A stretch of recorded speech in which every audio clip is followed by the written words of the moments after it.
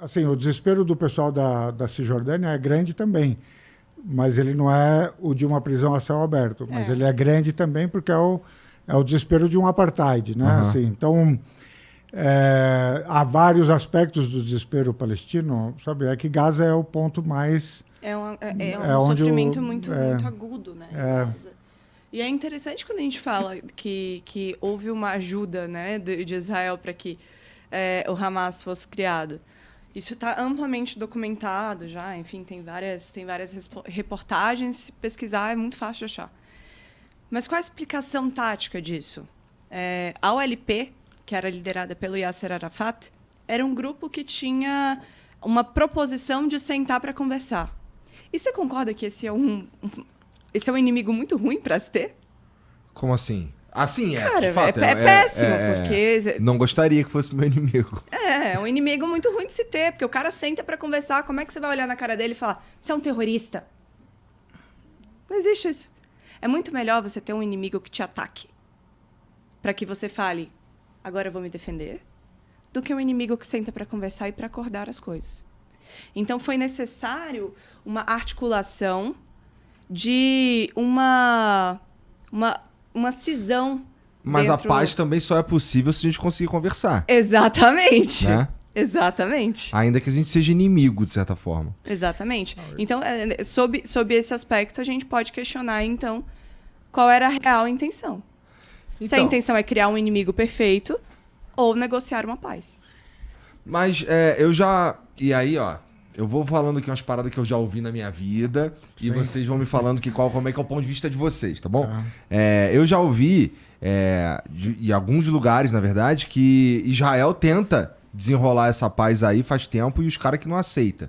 Eu acho assim que hoje ninguém sério, entendeu? Que acompanha o assunto acredita nisso. Assim. Eu te digo com toda tranquilidade.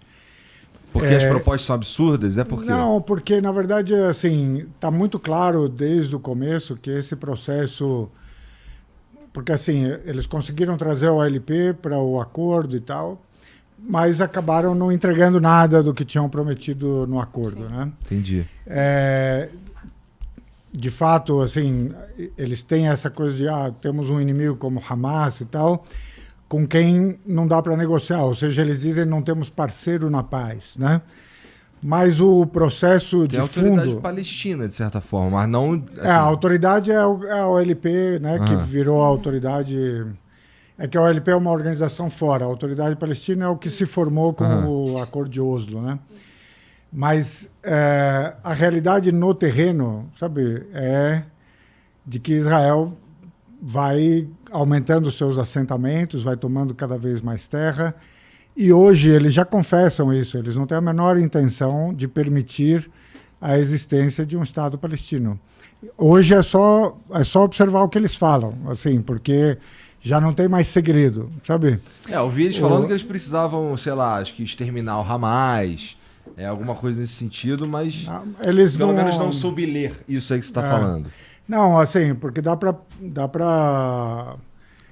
ler, assim, porque se você tem a intenção da paz e a intenção de, digamos, conviver em paz com o Estado palestino, sabe?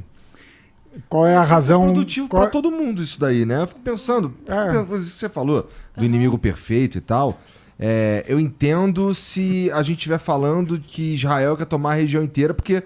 estrategicamente não é maneiro você ter uns caras que estão querendo... Cara, mas não, eles querem expulsar os palestinos. O rolê é o seguinte. Cara, desculpa, mas é que eu tenho dificuldade de acreditar nisso.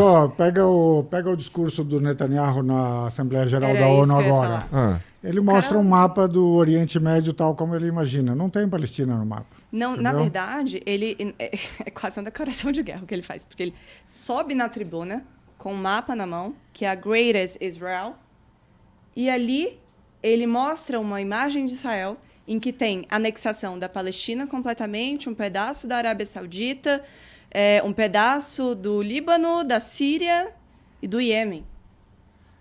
Então, imagina, tem o representante de um país subindo na tribuna da Assembleia Geral das Nações Unidas, mostrando uma imagem do que ele imagina que pode ser o país dele, e é basicamente ele anunciando, eu vou anexar você.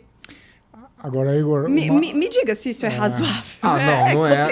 Não é razoável. Assim, eu acho que tem uma coisa que, além do discurso, porque alguém poderia dizer, mas isso é só o Netanyahu, sabe? Tá. Assim, é o Netanyahu que é... Mas é que você, ao longo desses últimos anos, você instalou 700 mil colonos nos vários assentamentos na Cisjordânia. A Cisjordânia que seria a Palestina, né? Que é o território reservado para ser Palestina. Você está colocando esses assentamentos, você cria estradas que ligam esses assentamentos que são exclusivamente para o uso dos judeus. Na Cisjordânia, por exemplo, você tem dos israelenses, né? Na Cisjordânia, você tem de 100 autorizações para a construção de uma casa na Cisjordânia, uma é para o palestino. Isso é no território que seria a Palestina, hein? 99 são para judeus. Ou seja, você está querendo colonizar esse território com cidadãos israelenses ou com colonos que vêm do resto do mundo, e você está praticamente proibindo o palestino de morar na sua própria terra, que seria o seu Estado. Então, ainda que você dissesse, olha, isso é o discurso e tal, mas a prática está te mostrando que esse discurso é muito real. Isso é o que está acontecendo na realidade, sabe? Tá. E hoje não há mais segredo. A Human Rights Como é que Watch... os caras comunicam esse tipo de coisa? Por exemplo, os caras da Cisjordânia precisam comunicar isso também, né? Então, eles tentam, por exemplo, Human Rights Watch, Anistia Internacional, B'Tselem, que é uma ONG de direitos humanos israelense. Todos eles estão dizendo já há anos, né? Agora finalmente disseram que é um regime de apartheid. É interessante... Que tem limpeza étnica, que tem expulsão, sabe? Mas a gente não ouve aqui no Ocidente. Esse é o problema, a gente não está ouvindo. Entendeu? Acrescentar nesse ponto que o primeiro estudo que cria as bases para falar que existe um estado de apartheid na Palestina... O que vocês querem dizer com apartheid lá? O primeiro estudo que cria as bases para falar que existe um estado de apartheid na Palestina é o estudo do Comitê de Direitos Humanos da ONU, que é liderado pelo Richard Falk, que é um dos principais juristas que nós temos vivos hoje na contemporaneidade. Então, esse comitê, ele não vem esse relatório ele não vem de qualquer lugar. Ele vem do Comitê de Direitos Humanos da ONU. Para uma segunda análise, é muito interessante notar que o relatório foi publicado, 10 minutos depois ele foi retirado do site. Então, mas o relatório existe, a gente tem acesso a ele em alguns lugares da internet. Depois desse relatório do Richard Falk, vem a Human Rights Watch, falando com um relatório denso, até de 192 páginas, falando sobre todas as infrações de direitos humanos contra o povo palestino, que incluem proibição de andar nas mesmas estradas, checkpoints.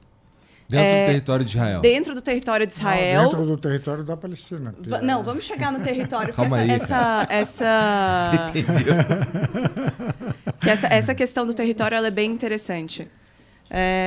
Dentro do território que os caras estão chamando de Israel nesse momento.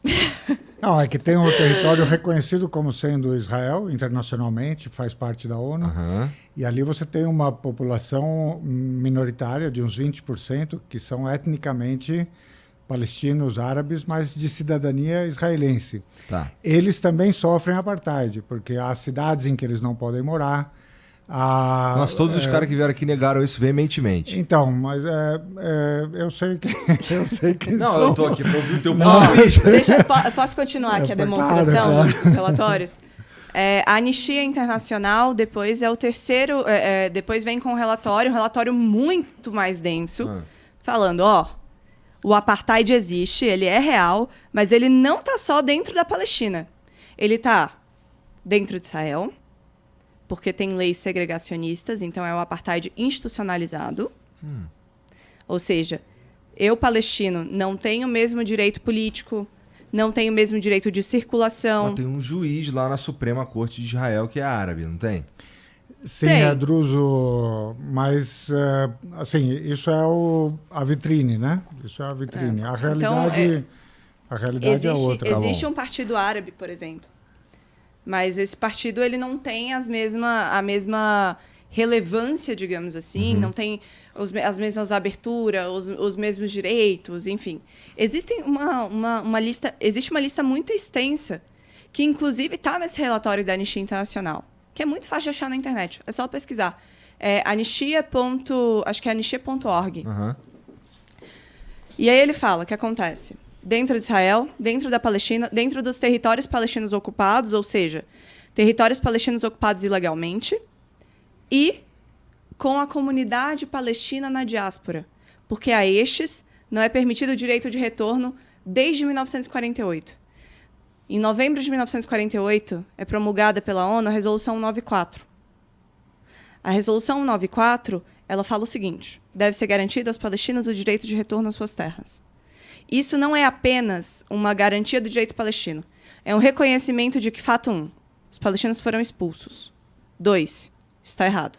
3, a Resolução 181 da ONU, que é a que cria as condições para que as coisas sejam colocadas, para que Israel exista, né? É a recomendação de partilha, é descumprida. Porque isso não era uma determinação da resolução. Então...